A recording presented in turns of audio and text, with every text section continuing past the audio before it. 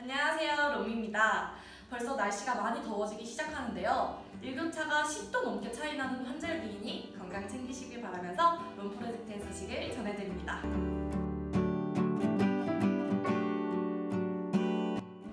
저희 대표님께서 말씀하셨던 새로운 장르의 게임 무엇이었는지 궁금하셨죠? 바로 빙고 라이브입니다.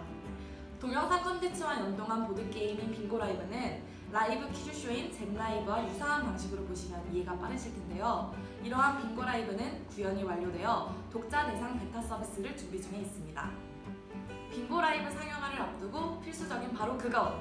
4월 19일 세컨드 스크린을 이용한 인터랙티브 콘텐츠 제공 시스템 및 그 방법이라는 명칭으로 특허 출원을 완료했습니다.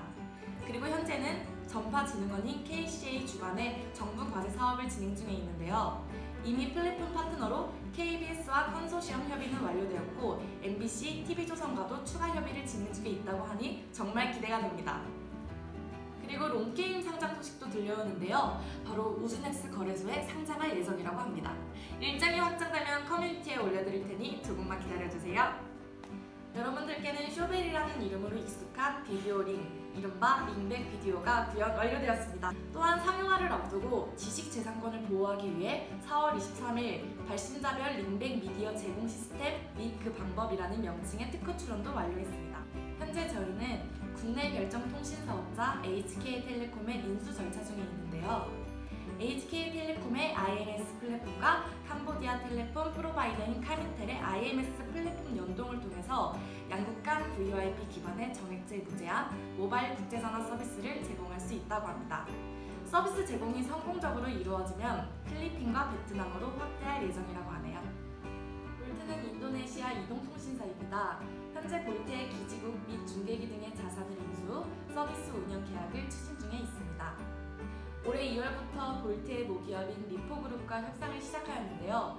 지금까지 약 3개월이 넘는 기간 동안 기본적인 조건 조율은 마친 상태입니다.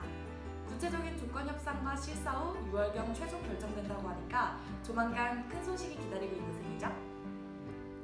무인택배 운영사인 세경 I&D는 공공 핫스팟에 총 3만여 개의 무인택배함 기기를 설치하고 기기 내에 공공 와이파이 AP를 탑재하여 공공 와이파이 서비스를 제공할 것이라고 합니다. 그리고 무인택배함이 제공하게 될 부가 서비스인 보조배터리 공유 임대 사업에는 단순한 보조배터리가 아니라 대용량 배터리를 탑재한 포켓 와이파이를 적용할 예정이라고 하는데요. 이 포켓 와이파이 기기가 바로 이동통신 데이터 공유 플랫폼 솔루션을 탑재한 롬에그인 것은 다들 눈치채셨겠죠? 롬TV가 국내 시장 개척에도 눈을 돌리고 있습니다. 바로 미국에서 3천만 대가 보급되어 있는 로쿠를 국내 시장에 도입하기 위한 파트너십 계약을 추진하고 있는 것인데요. 1년 이상 오랜 기간 공들여 협상을 하다가 최근 로쿠 경영진의 최종적인 결정을 앞두고 있다고 합니다. 로쿠의 최종 결정이 이루어지면 롯데 하이마트, 이마트 등의 유통 채널을 통하여 로쿠를 접하실 수 있게 되고 로쿠에 탑재된 롬TV 앱을 통해 롬TV 서비스를 이용할 수 있게 됩니다. 이를 위해 롬재단에서는 수개월 전부터 하이마트 등과 협의를 진행해왔다고 하는데요. 롬과 로쿠 발음도 비슷하고 어딘지 친근한 느낌이 드네요. 친근한 케미를 바탕으로 폭발적인 시너지를 낼 수 있기를 기대해봅니다. 17개 주요 홈쇼핑사와 제휴하여 각 홈쇼핑마다 별도의 앱 설치 없이 모바일 앱이나 웹을 통해 17개 홈쇼핑을 모두 시청할 수 있는 모바일 홈쇼핑 포털을 준비 중입니다. 주문 및 결제할 때 원패스 아이디를 통해 앱의 로그인을 각 제휴사 주문 페이지와 연동시키는 방식으로 동작하는데요. 이를 통해서 중복 로그인 필요 없이 결제가 가능합니다. 기술적으로 구현이 되지만 더 중요한 것은 제휴사들의 적극적인 협력이 필요하다고 하네요.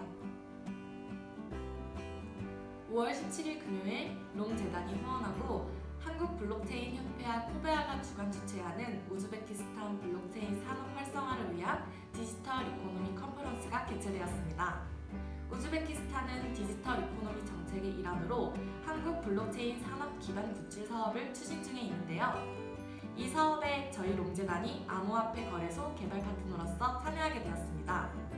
특히 우즈벡 이동통신사와 이동통신 데이터 공유 생태계 구축을 위해 저희 롬 프로젝트 접목을 추진 중에 있다고 하네요. 4월 24일 모바일 동영상 콘텐츠 포털인 중앙통 플랫폼의 개발 파트너로서